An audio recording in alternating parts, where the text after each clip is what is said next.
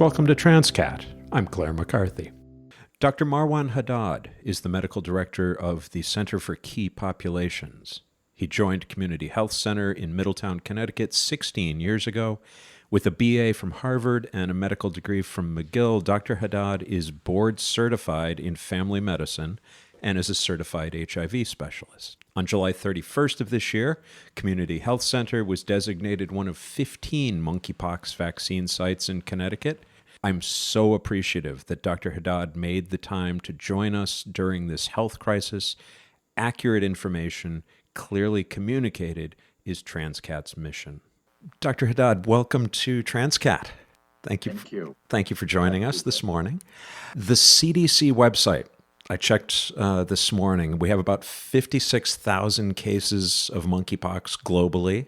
About just under 23,000 nationwide, with, if I saw this correctly, about 114 in Connecticut. And that's a considerable jump from what it was about a month ago. It was about 15,000 nationally and just 82 here in the state. Is that a cumulative count or just a snapshot of where we are right now on the 15th of September? Right. No, that is a cumulative count. The case is confirmed, yes. Okay. And the CDC map puts us, we're here in Connecticut, in their second highest bracket. And the state page listed 7 counties in what they're calling the medium yellow range. How does that translate in terms of severity? It doesn't translate in terms of severity. It translates in terms of transmission, right, and cases being confirmed. And so, I think the first line of attack here is, awareness of what the symptoms are and that monkeypox is going around, and then coming in and getting tested in order for us to be able to catch all the cases. Is there a possibility, let's say, that there are milder cases that people might not be having, severe pain with, or that's ending them coming to the clinics or to the hospitals? And are we missing those because we're not testing? There may be that, right? I think with more awareness and with more symptoms that people might feel, and they may know that they might be in that community of individuals that are seeing higher rates of infection and transmission, then hopefully with that awareness, people will come in, awareness among the providers to test, and then identifying. And maybe we should just get that up front. Who are in this high risk categories? Who are we talking about? Sure. So the majority of infections remain within men who have sex with men. And in general, sort of we used to refer to gay, bisexual, and other men who have sex with men, including transgender individuals who have sex with men. And so that has been the highest rates of transmission within that community. It obviously is not specific to that community. It just has entered into that community at this point and is being transmitted within that. Are we starting to see some infections beyond that? Absolutely. I think we have been seeing that, but we continue to predominantly see it within that community. Mm-hmm. How is monkeypox transmitted? Is this an airborne mask situation such as COVID, or is this different? No, it is different. I mean, obviously now, our gold standard of comparison gets to COVID, and it is not like COVID. So I think we need to just think about that and put that into perspective. So it isn't that you can sort of walk into a room that somebody was in who had monkeypox and you're going to get infected that way. It in general, right, there are sort of 3 different ways that monkeypox has been transmitted traditionally. One is with direct contact with the rash. 2 would be direct contact with respiratory droplets. So not aerosolized, right? So not sort of, somebody coughs in the air and somebody walks through that air and can sort of pick it up that way. It's actually direct contact with the respiratory droplets. So through, let's say, kissing or prolonged kissing, and through contaminated objects such as bedding, towels, clothes, surfaces. So that's how traditionally it's been transmitted. What we're seeing more and more of is that it is looking, at least with this particular outbreak globally, that it is being transmitted more of direct contact, meaning with prolonged kissing, so for exchange of respiratory droplets, or direct contact with the rash. It's unclear whether we're seeing much in terms of transmission with bedding and towels and so on and so forth. But we do know that traditionally it does being transmitted that way. But in terms of the cases that being diagnosed, it does seem to be with more intimate contact. And so that's why I think we're seeing it within the community of men who have sex with men and other individuals having sex with men within that sort of community because of the sexual transmission that we are seeing happening. Is it fair then to call monkeypox an STD? I've seen it referred that way in some articles, in some news stories, but I didn't know if that was accurate or if they were being kind of alarmist. Is that Yes. fair? It's hard to say. I think there are some infections that can be transmitted sexually and non-sexually, right? And others that only can be transmitted sexually, right? So if we think of syphilis, gonorrhea, chlamydia, we know that can be sexually transmitted, and rarely ever, right? Other than maybe through mother to child transmission, you'd be able to transmit it that way. Monkeypox traditionally has not been sexually transmitted in general, for the most part, but it needs that intimate contact. We are seeing now with the newer symptomatology that we hadn't really at least been described before, where we're seeing rashes in the anogenital area as well as in the pharynx, sort of the pharyngeal area, the mouth sort of sores. That sort of starts to indicate that this is, and what we call proctitis, which is, inflammation and pain in the rectal area. And so with those presentations, right, the way that has been transmitted is through the sexual contacts, whether it's through oral sex or anal sex. And so it can be transmitted sexually. Is it eventually going to be under that definition of STDs versus not? I don't know. I mean, HIV, right, can be transmitted sexually, can be transmitted non-sexually, just through blood or through injection drug use. So I think it is fitting into that particular category. At least the mode of transmission we're seeing right now is direct contact, can happen non-sexually, but many of the cases that we're seeing, the mode of transmission seems to be sexual. Mm-hmm, mm-hmm. You were talking about symptomology. Now, it seemed that the symptoms were pretty generic until we get to this rash. So maybe we should Yes. just establish what the symptoms are. What should I be looking for before I come in to get tested? In general, like the largest symptom that is presenting with all cases, in the majority of like 98 plus sort of percent, is a rash. And the rash can appear differently. It can appear as just one lesion or a few clusters of a region. It can sort of appear only locally in one area. It can appear in various different parts in somebody's body. And so just keep in mind that a rash is the largest sort of symptom that people are witnessing. And it's a pretty scary looking rash from the pictures. Yeah. It's sort of people talk about chicken pox, right, where you get the vesicles and the blistering and the scabbing over. So it's sort of similar to that. It does look, definitely with the severe cases of the rashes that we've seen probably on the internet and where people have shared, just to sort of be able to alert other people in the community about it. It does look pretty painful, especially in the areas where we're seeing most of the pain, which is in sort of the genital, so in the penis, in the anal area, as well as in the mouth sores. And the biggest symptom that people are suffering from is pain. It hasn't proven to be a deadly virus. There is a strain of monkeypox out of Central Africa that is different than the strain that we're seeing now, which is more deadly, around 10% sort of fatality.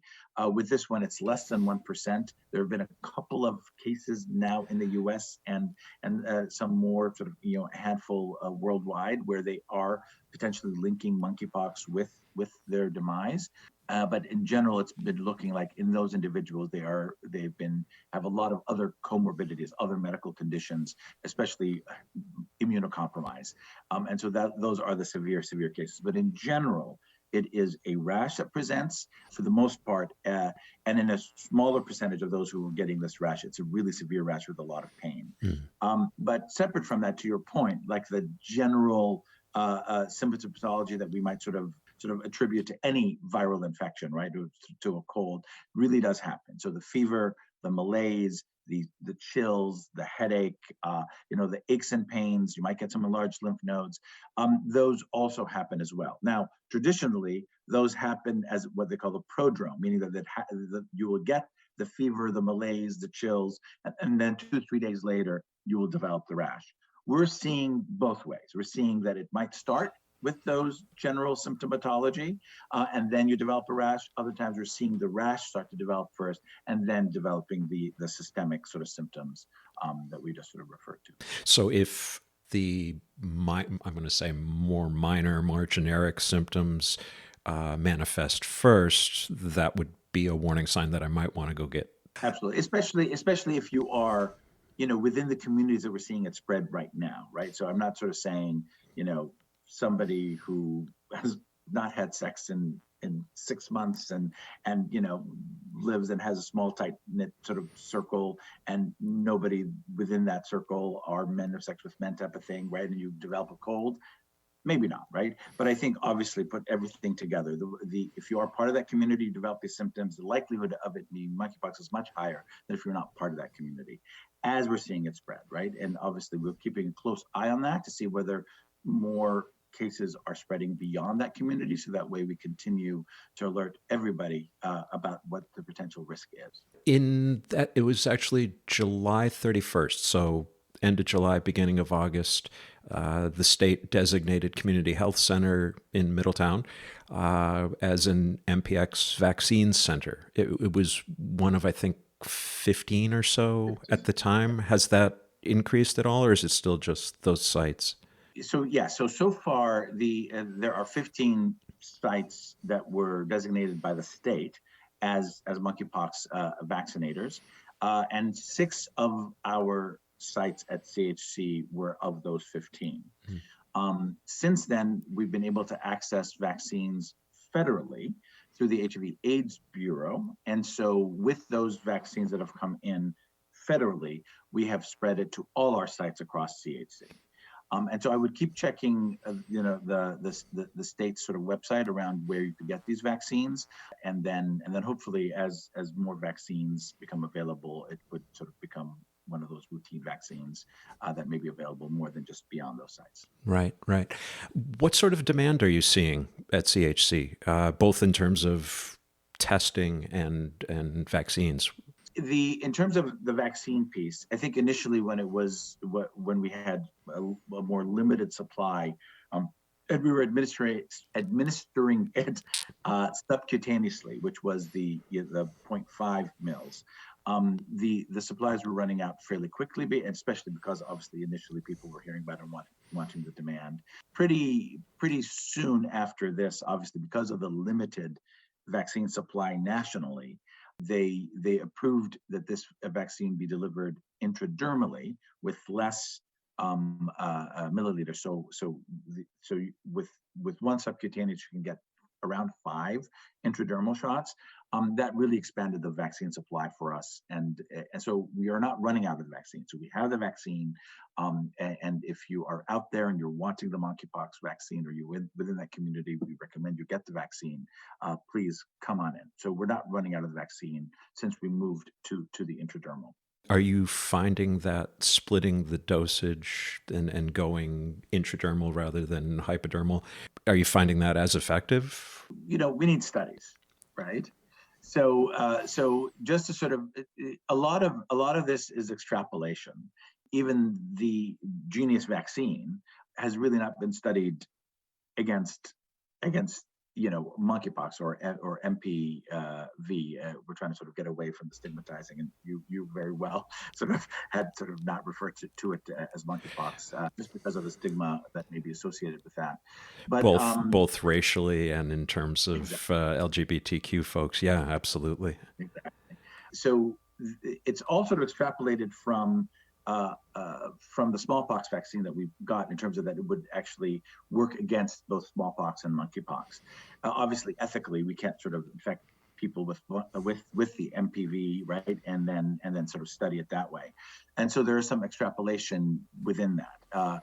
And so we think, and it seems like it is sort of manifesting itself as true, that the vaccine does work against the MPV sort of transmission, but we're currently looking at it in studies to really sort of see with this particular outbreak how well that is. Now, the stockpile, right? The strategic national stockpile that was the Genius vaccine that was sort of had been ordered was for bioterrorism. And so there definitely have been some studies looking at this as a potential response to a bioterrorist attack, which is why we had the vaccine at least, on order. But in the wake of 9/11, there was this fear that smallpox was going to be weaponized, and so a stockpile was created. Is that exactly right? Okay. And this exactly right. smallpox, well, actually, before I ask that, I'm going to back up. When I hear smallpox, I'm old enough that I get scared. I get really alarmed. And this would have been in June when the first news stories were showing up about monkeypox. Every story needed to mention in the opening graph that monkeypox was in the same family as smallpox. How alarmed should I be? I mean, as I said, I don't think you should be that alarmed. In that, although they are in the same family, obviously, it's not the same virus, and in terms of the same outcomes as smallpox. And as I said, there's two strains of the monkeypox that we know of, right? So the one that's sort of Western Africa and the one that's Central Africa. And as I sort of mentioned before, right, the Central African one is the more fatal one, which is not the one that we've been seeing within this global outbreak. Should we worry about that in the near future? I think we should be worrying about many potential pandemics out there. And as we hopefully have learned from COVID, and that we are quite vulnerable as a global community to sort of infections and pandemics. And so I think we need to continue to hopefully learn our lessons and be better prepared with each outbreak. And so then with that stockpile, so they did do some studies looking at subcutaneous sort of injection of the vaccine compared to intradermal, especially in light of saying, what if we have a limited supply and we need to sort of do the supply with a bioterrorism attack? Would intradermal be able to spread out our vaccine supply? And so there was studies done to look at the equivalency of subcutaneous with a lower dose intradermal, and those did look at being equivalent. What we don't know, obviously, is a lot of these are done in healthy volunteers. Right? So let's say you do have immunocompromise. Let's say you've got other comorbid conditions. Let's say, all that stuff. We don't know whether it's going to act out as well versus not. And so let's say, taking within the community that we're seeing the transmissions happening right now, the percentage, I've seen stats anywhere between 28 to 51%, I think, give or take. Those individuals coming in are also living with HIV, who have HIV. And so what does having, HIV, potentially having lower CD4 counts or immunocompromise, does your response to the vaccine and the protection be the same? So they extrapolated from other vaccines that they've sort of tested, like the flu, with the switch of the intradermal, and extrapolate from there, saying it looks like there is equal effectiveness by doing it in a different administration, like intradermal, for the flu. So they haven't really tested it in the monkeypox, but again, we're extrapolating and hoping that this will pan out correctly. And so far, we are starting to see some of the numbers level off. Hopefully we'll continue to sort of drop a little bit. But, we can be optimistic, but I think remain cautious and hope that our mitigating factors between getting the vaccine out to more individuals, especially within the community, to just halt it from spreading, within that community and beyond, and then just the awareness and coming in, getting tested. They definitely did a study looking at gay, bisexual, and men of sex with men around the monkeypox. And I think you might have seen it on the CDC website, and I think the MMWR sort of had done, or I'm not sure actually who it was, but either way, it basically showed that that the community altered their behavior to be able to better mitigate the monkeypox outbreak. So around 50% of those who responded to this online survey within the gay, bisexual, and men of sex with men community said that they decreased the number of partners they were having sex with. They decreased where they were going to sort of find the partners to have sex. And so definitely between the changes in behavior, the now better rollout of the vaccine to the community, fingers crossed that we'll continue to see these numbers not go up as much and continue to go down. Yeah. A Boston Globe article from the middle of July, maybe, was describing how I want to avoid criticizing the federal rollout of this. We can talk about that in a bit. But at the time, it seemed like the federal rollout was not going so smoothly. And in P-Town, in Chicago, in New York, in gay and queer communities, leadership there really stepped up. And the article I was reading about described how in P-Town, the organizers rallied bartenders and drag queens to get the word out. And that seemed to be very effective there. Have you seen anything similar in Connecticut where the community was stepping up?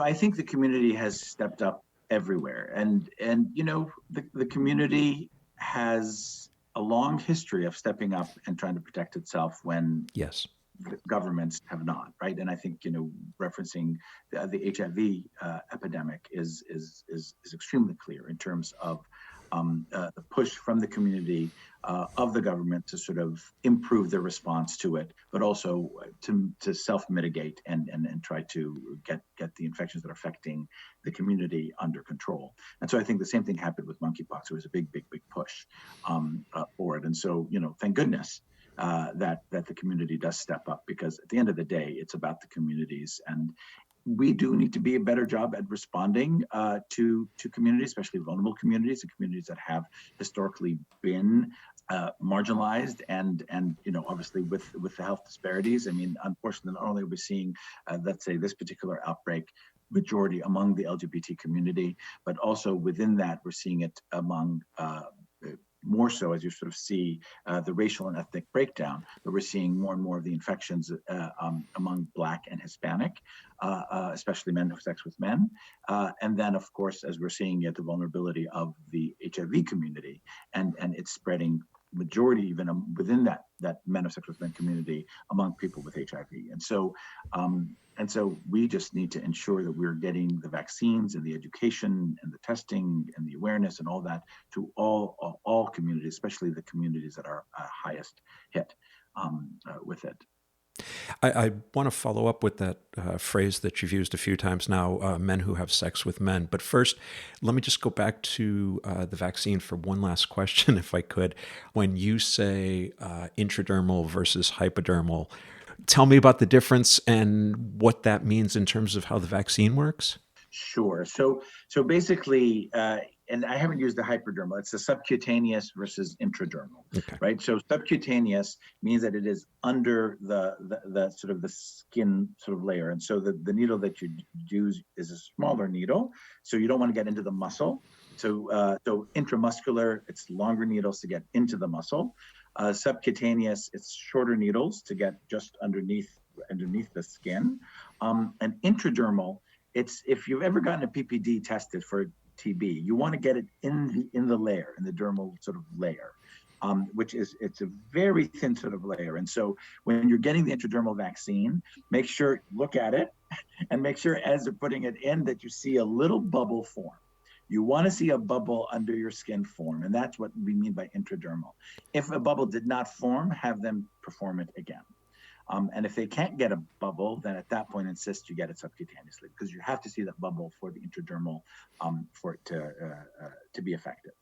In terms of the effectivity, right? I think in terms of their studying the differences between subcutaneous and the intradermal approaches to the administration, they study side effects, right? Sort of, are there any differences in terms of side effects? And they did find that through the intradermal route, that people got a little bit more redness and in the area, which sort of makes sense because you're putting it intradermally rather than getting it underneath the skin.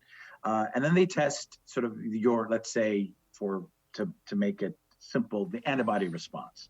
And so they couldn't really sort of test, obviously, because there's no smallpox outbreaks when they're testing this stuff, and there were no MPV sort of outbreaks that were happening beforehand. So what they do is they test your, what they call neutralizing antibodies. So they test the antibodies that your body has mounted, right, because of the vaccine. And they found that it was sort of equivalent response through that way. And so just to be clear, it's not one vaccine, right? So the MPV vaccine is 2 shots, 2 vaccines, 28 days apart, and it is 2 weeks after the second vaccine that you are fully protected. Let me jump back then to this phrase, which comes out of the 80s and 90s experience with the government's lack of responsiveness, shall we say, to the HIV/AIDS crisis. You have extensive experience with this. Can you speak to your experience and how we get to this phrase, men who have sex with men? Absolutely. I think it just comes down to sexual orientation and gender identity and what all of that means to the individuals and what definitions we have, right? And so I think, so when we talk about sexual orientation, we talk about a few things, right? It's who we are attracted to, right? And we won't even get into who we're emotionally attracted to versus who we're sexually attracted to. Right. But there is that who we are attracted to. And then there is who we actually have sex with. And then the third piece of that is how we identify ourselves. And those aren't always congruent, right? So, most people say, well, I identify myself as a gay man. I'm attracted to other men, and I have sex with men, right? But what we learned early on in the HIV crisis and outbreak and then, epidemic is that if you don't ask the questions about who people are having sex with, then you're going to miss a lot. And you're going to miss your opportunities for prevention and testing and treatment.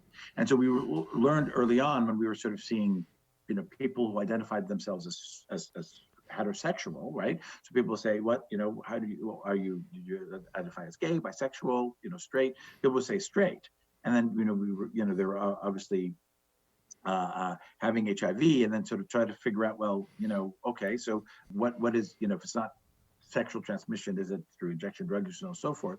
And it quickly, once you started asking, well, who are you having sex with men? Are you having sex with women? All of a sudden it turned out they say, oh no, I'm having sex with men, I'm having sex with women, I'm having sex with both.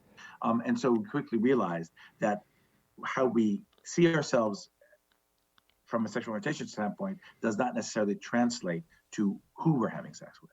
And so to be able to capture that community, because at the end of the day, really, it's not about curiosity about what people are doing, right? In terms of sex, it's really about what information we as healthcare providers need to be able to give our patients in order for them to make decisions about how they want to protect themselves and how they want treatments.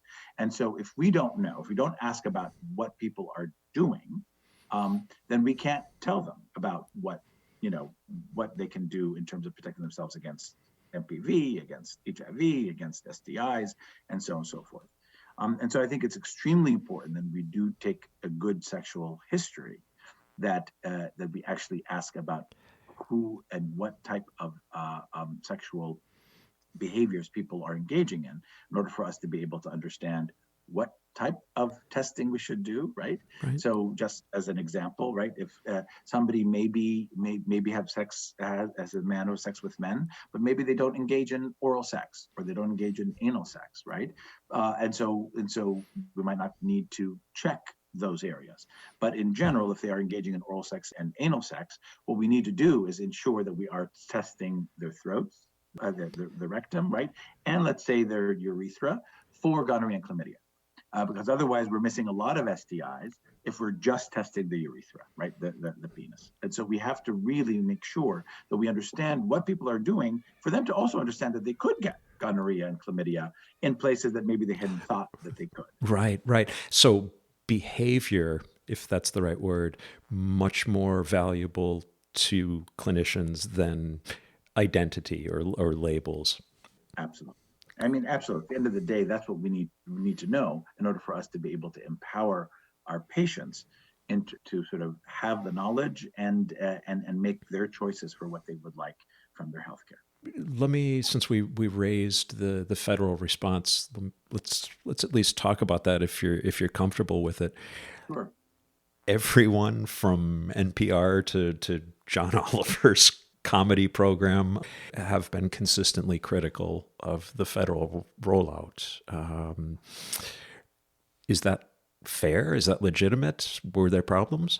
Yes, I think it is fair. And I think there are and it wasn't for lack of knowing and trying from the government's perspective. I think we need to continue to learn so that we don't keep doing the same thing. Right. But definitely initially, the identification and the communication around testing and the scale up of testing was not fast enough, and the access to prevention like the vaccines was just not sufficient enough, right? And there were various reasons for that.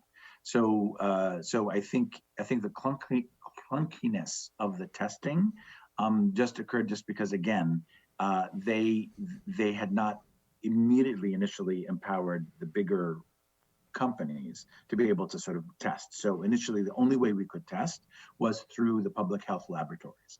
So although there were enough capacity within the public health laboratories to handle the tests, but as a provider, collecting it and sending it off to these public health laboratories was just too cumbersome as logistically. And so one, we didn't immediately get the information of how do we collect it, how do we send it, who do we communicate with on those fronts. And so that was, that could be improved. As soon as they heard, obviously, all the concerns around that, they started to negotiate with the 5 large sort of laboratories, and then soon after, within a couple of weeks, several weeks, LabCorp and Quest and others were able to start testing themselves.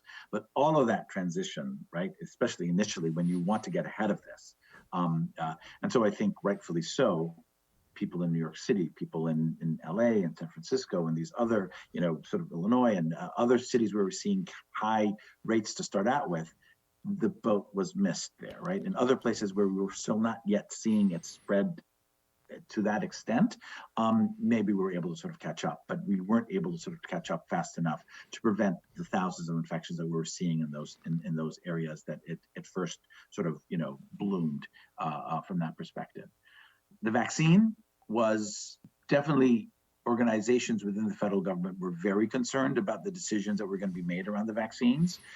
We have plenty of the ACAM 2000, so the initial the vaccine that is not has more side effects, is a sort of live attenuated virus, meaning that people could get infected actually from this. And so the concern was, and the administration of it is sort of like the smallpox vaccine, if people remember from that front. And so the administration wasn't straightforward of it. The side effects were much higher with it.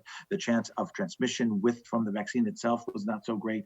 And so they really did not want to move to using that at all, especially within that community. We're seeing it spread among men of sex with men, who some may have HIV and not be aware of it, and so they may be immunocompromised, where they may end up getting more severe disease, and so on and so forth. And so we really needed to try to prevent all that. Mm-hmm. The issue is that we had the Genius vaccine, and we had that stockpile that we talked about. The problem was it wasn't as easily accessible as it should have been. It was stuck in Denmark, and the whole issue of sort of it, being bottled and moved and, within a timely fashion that we can get this vaccine out, especially in the areas we're starting to see huge outbreaks, just didn't happen fast enough. And so there was a lot of movement but also, governments, there's a lot of bureaucracy around this. So, I hope that they look at the various different ways of accessibility and all the bureaucracy and the red tape that goes along with this in order for us to be able to access a stockpile that's there for us. They kept telling us that we have the stockpile. Like, if you have it, then why is it not getting into the people? Right? And so that was fairly clunky. By the time we were able to start, right, we were counting numbers. We definitely did not have enough vaccines to cover the whole community of men who have sex with men and other individuals who are at risk, right? And so we kept, again, like we did with COVID, let's try to prioritize who should get it first, who should get it second, and so on and so forth. And so again, that brought up a lot of post-traumatic, experiences from COVID in terms of this. And then the last bureaucratic piece of this, which we didn't even talk about, is the TPOXX, right? So the tecovirimat. I'm probably saying it all wrong, but either way, those generic names always sort of throw me off. But the TPOXX, the medication that we have to treat MPV, also they said stockpile. We've got plenty of it because it was, in preparation for a bioterrorist attack, which is true, we did, but nobody sort of said to us, especially hospitals and other places where they're seeing the severe diseases, that you have to fill out, I think, the forms and forms and forms to be able to sort of fill it out, to be able to get it through. And then it was taking days, if not longer, to get the TPOXX to people who needed it. And so wait. You're saying that the federal government was tied up in red tape, in paperwork? The federal government? Really? I'll be getting angry emails later. All right. So as a former teacher, given the fact that you've been involved with the HIV/AIDS crisis and most recently, can I just say one thing though, because I do want to give kudos to what happened since, and I think the government really sort of listened to all the criticism. CDC, the White House, and so forth, and they really tried to respond in kind and in time. And things are much smoother now. And the people that they put in, that's heading the responses are really individuals who are committed and to the communities, committed to the language, the destigmatization, and really getting the treatments and the prevention out to people. So I think it did correct. However, it was clunky at the beginning, and I think there's enough criticism out there that you can read about. But I'm glad to hear that, because not only for the people involved getting tested, getting the vaccine, but also for care providers. I mean, that has to be incredibly frustrating when you know what needs to happen and it's not happening. So I sympathize. Exactly.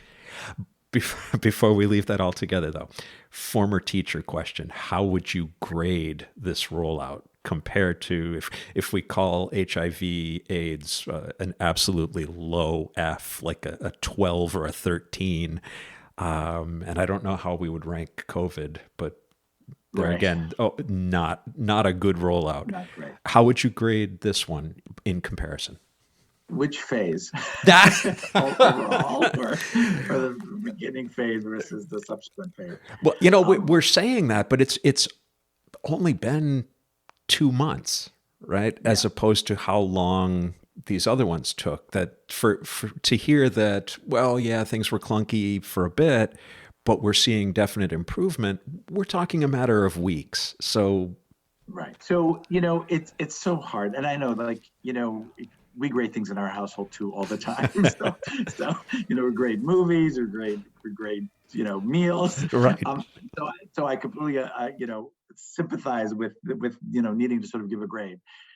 I would say overall, if just sort of taking the first at the beginning, I would probably say a C with a lot of extra credit that's happening that we can sort of bring it up to a higher grade from that front. It's just the reason why is just because all of this bureaucracy, all of this, should have been in some ways anticipated. And it wasn't for the lack of people in the government saying, look out for this, right? So it's just I think communication within the government is not always the best. Listening to the right people doesn't always get to the right ears immediately. I think, it did eventually. And to your point, it has been weeks, and we're not talking about months or years here in terms of this. But we saw it coming, everybody was saying, right? We were seeing the outbreaks happening in Europe beforehand. And so we know that it was only a matter of time before it gets to the US. So that was being tracked, right? The CDC was on top of this. Looking at this, but that whole rest of the access on what we need to do again should have been right there and then sort of getting attention to it. I think we did get the attention eventually. We are sort of ahead of it in most places. Could we have avoided hundreds, if not thousands, of infections, especially in the early areas where we were seeing the big outbreaks? Absolutely. I think if we had access immediately to the vaccines, better testing. Again, that's all of what we need, right? For epidemics and in terms of an epidemic response, we need to be proactive. We've learned this. We don't react. When we react, we miss the boat and people suffer. And I think that's the issue. And that's what we want to get to, I guess, is an ability to respond globally to things like this. You were saying that the CDC saw outbreaks in Europe, saw the wave coming in, and yet we somehow either missed it or at least mistimed it.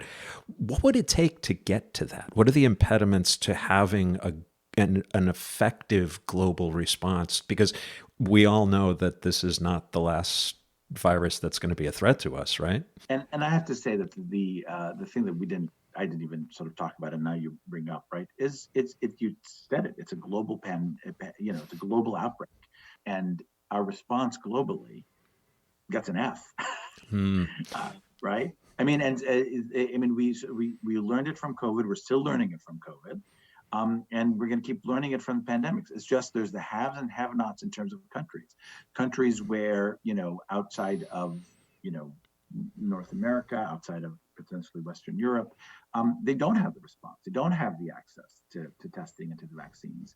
And so we're continuing to see the spread, in those areas. And if we don't contain it there, it's global, right? The days of us saying, oh, we're going to take care of the U.S. and only the U.S., for selfish reasons, let alone for altruistic reasons, right? We need to sort of have a global response, and to be able to support it globally from a moral and humanistic sort of perspective.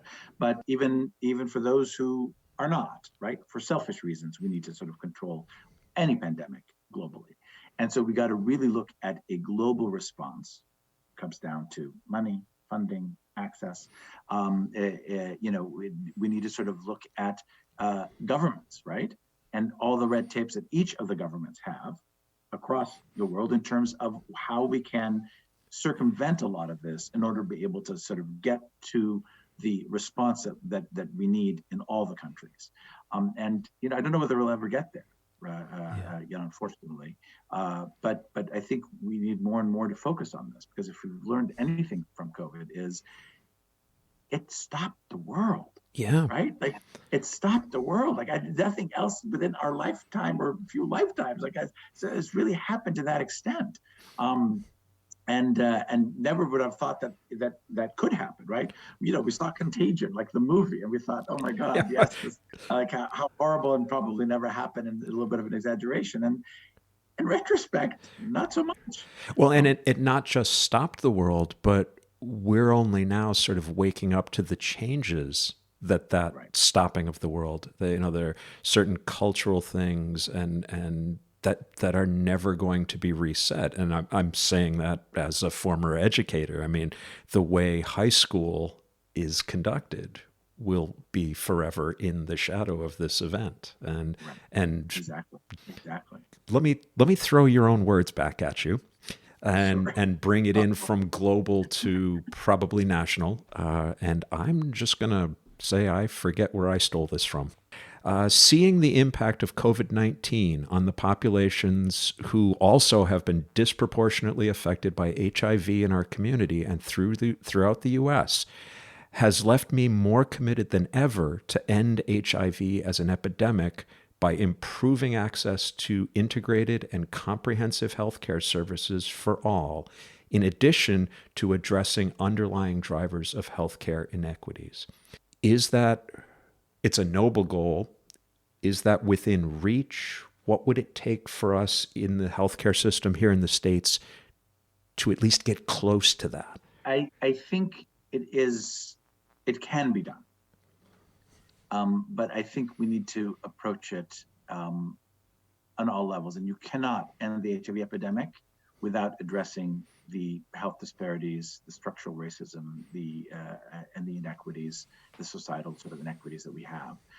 I've said this all along. I think seeing how much HIV as a infection and has pushed healthcare in terms of our response to how we care for people with HIV is the way healthcare should be in general, right? So, the whole concept of team-based care, right? The concept of using care coordinators and case managers and the wraparound services that people need. That's not a new concept. I know that it's becoming more and more of a concept that we're sort of pushing for primary care and healthcare, but that's something that we learned way back at the beginning with the HIV epidemic. And also, right, with the HIV epidemic, is it new to us, people who've been sort of in the HIV field for so long, that there are these shocking, right, disparities among Black and Hispanic and LGBT and injection drug users and or actually better to say people who use drugs or inject drugs. Mm-hmm. No, it's not a surprise, and so now that we have the actual tools, we've had the tools all along, right? We know that if you identify somebody with HIV, get them on treatment and get them virally suppressed, or what we call undetectable, they cannot sexually transmit the virus. We know that if people who are potentially at a higher risk of exposure to HIV, they go on pre-exposure prophylaxis, that their chances of getting HIV is extremely, extremely low, if not, negligible.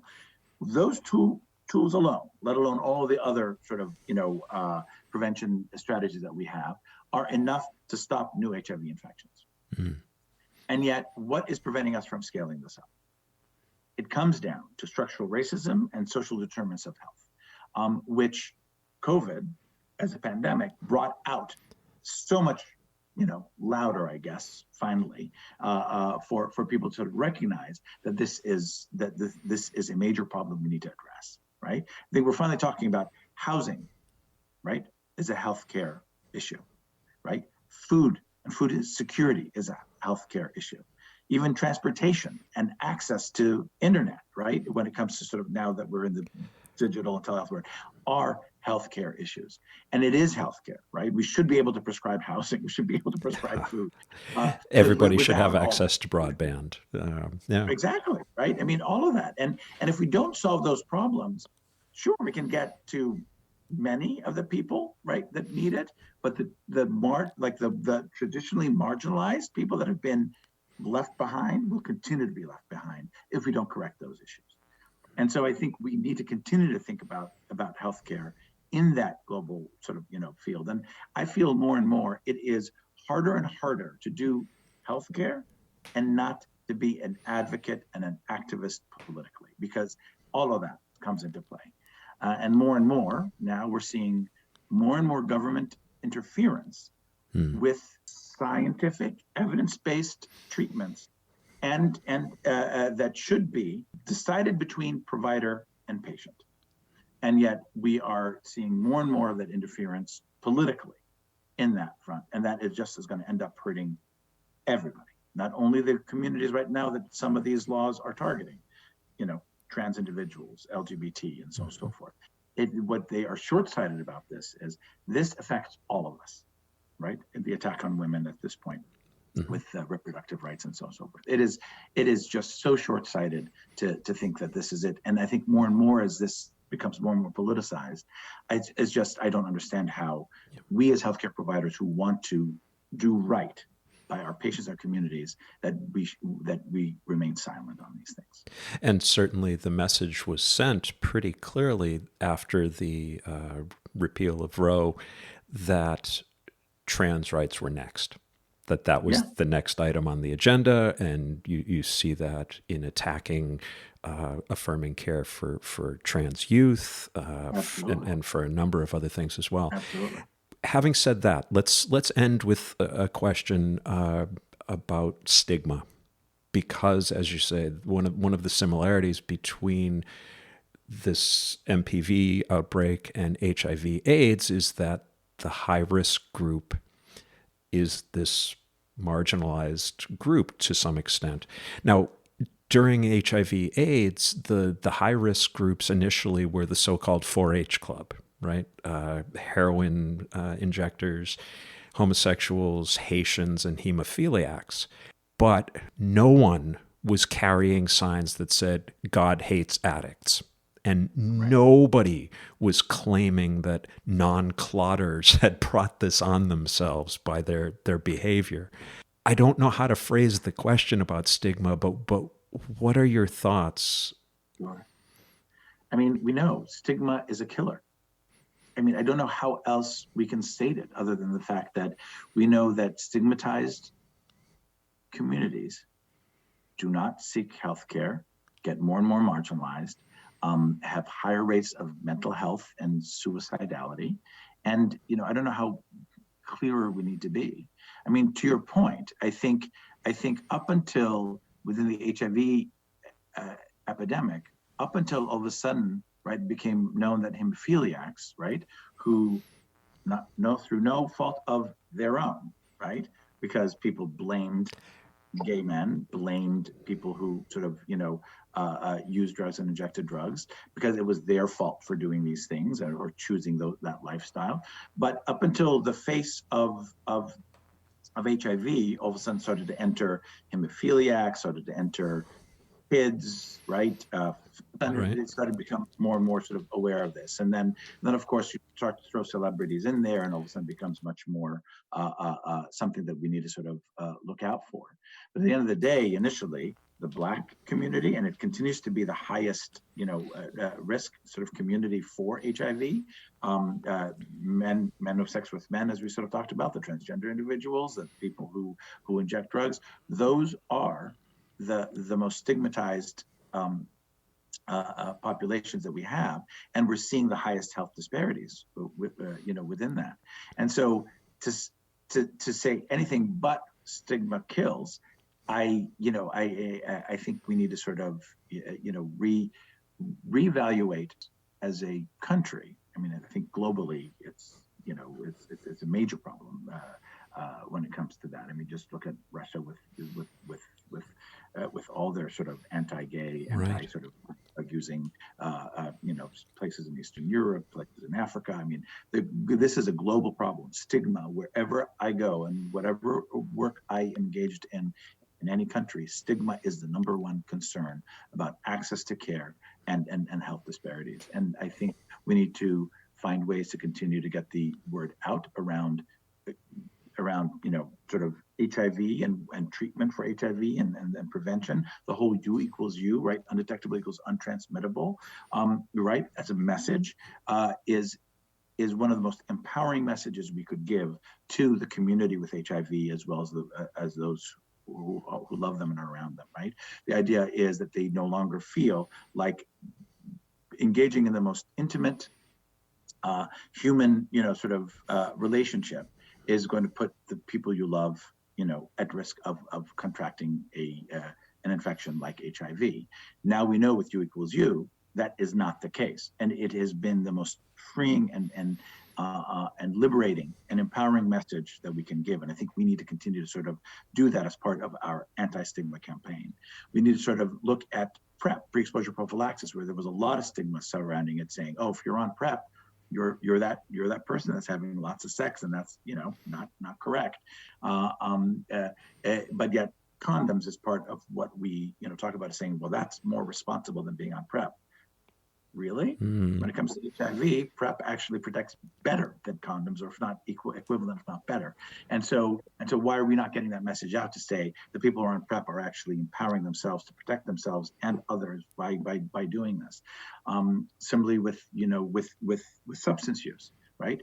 We need to discuss substance use as a disease of the brain, which we know it is, and we need to continue to sort of affect that and not criminalize and send people to prison for these things. I mean, all of this, right, and it all mixed in with the structural racism that has been going on forever and ever. I mean, I know we could go on and on about this, but at the end of the day, we need to find ways to get to counter stigma and improve access for all.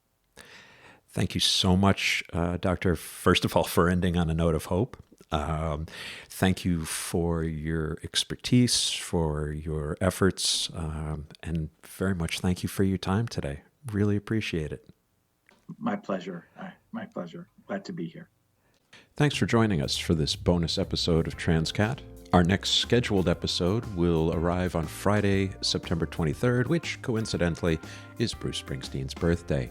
I'll be joined by Jadzia Axelrod, author of Galaxy, the Prettiest Star, so I hope you can be with us then. This is Transqat. I'm Claire McCarthy. Thanks for listening. And as a wise man on the hill once said, let's be careful out there. This is Sadie McCarthy. I'm Claire's niece. Transqat is a production of Transqat Enterprises, LLC. Copyright 2022, all rights reserved. Join us on the web at transqat.com. That's TRANSQAT.com. There, you'll find links to Transqat, the blog, writing projects, speaking engagements, and more. You can also meet the team who thought spelling cat with a Q was a good idea. Follow Transqat on Instagram, Facebook, Twitter, and YouTube. Leave us a comment on whatever platform you use to stream this podcast. Just remember to be kind. She has enough self-esteem problems already. To reach Claire with a question or a suggestion for an upcoming episode, just use the contact page at the website or email her directly at crmtransqat@gmail.com. Thanks for listening.